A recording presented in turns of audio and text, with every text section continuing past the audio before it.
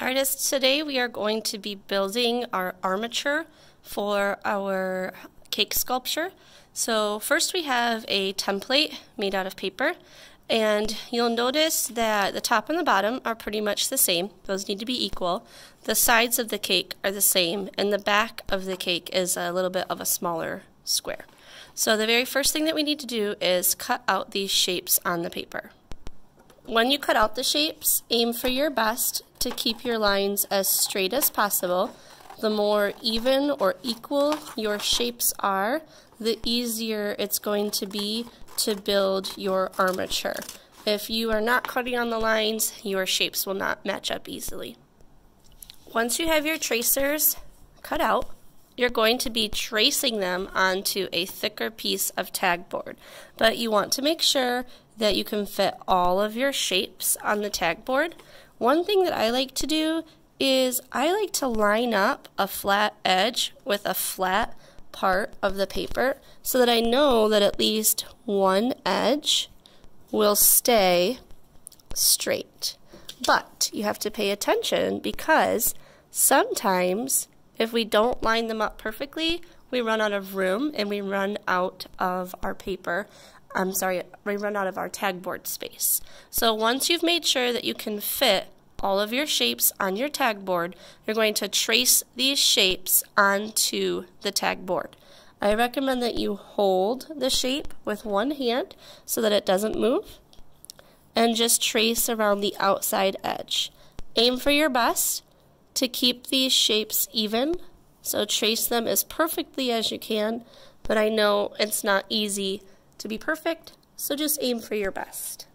Once you have the shape, it should match on your tag board.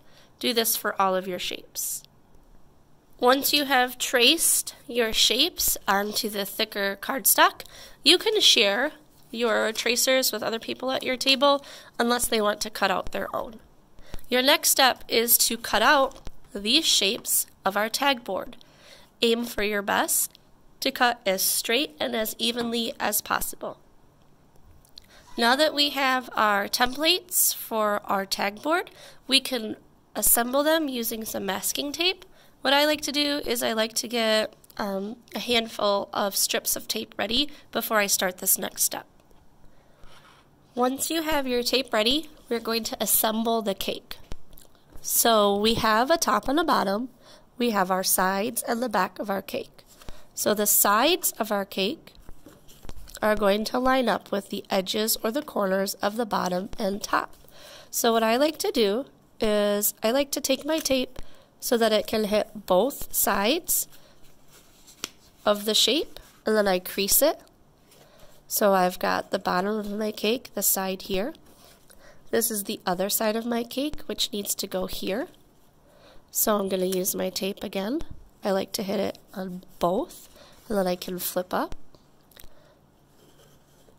The top of my cake goes here, so if you open it flat, you will see that it lines up at the edge of the side.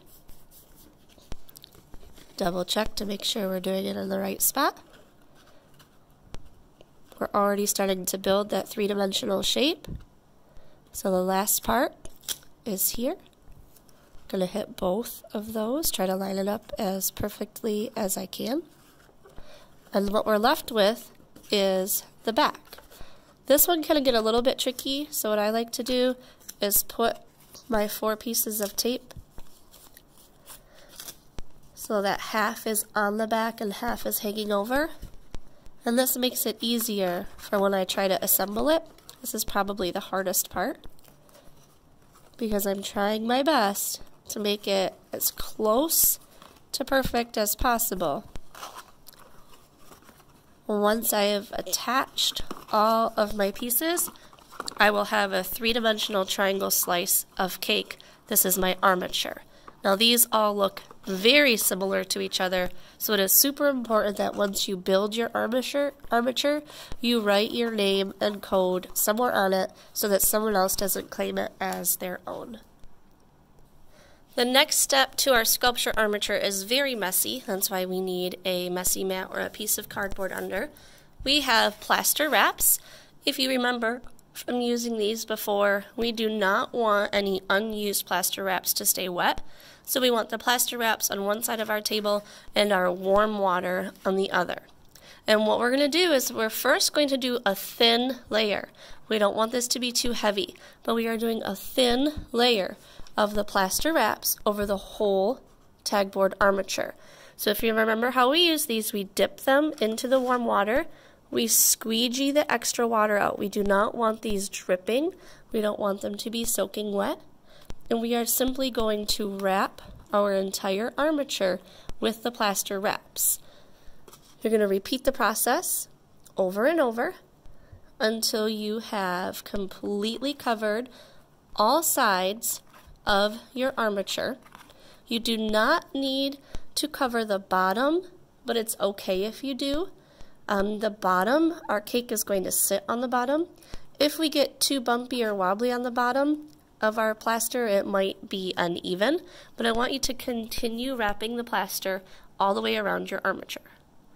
Once you have completely wrapped the base of your slice with the plaster, you can actually begin building some of your areas up.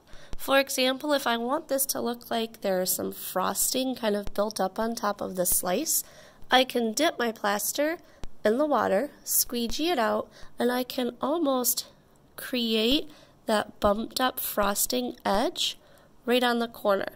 And as long as my wet plaster is touching another piece of wet plaster, it will stick and dry there.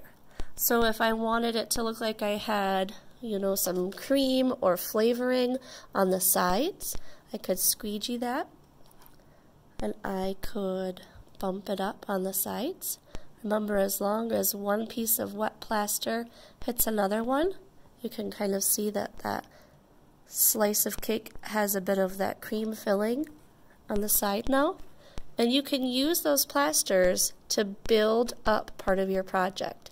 Just remember to squeegee them before you put them on. I'm going to try to make this even. It's okay if you pick up and move your sculpture. So now I've got some built up edges where I want it to look like there's a filling. I think I'm going to build up the top of my frosting just a little bit more.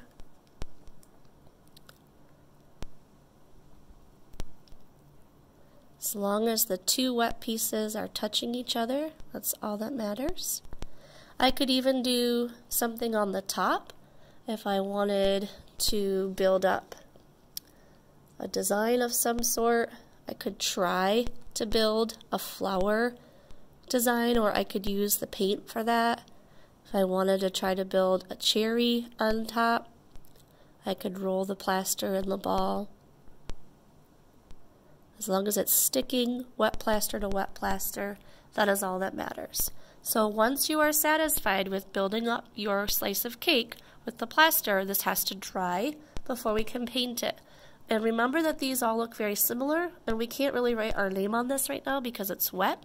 So we're going to find a separate small scrap piece of paper to write our name on, and we are going to sit our cake slice on top of that so that we know it's ours next time.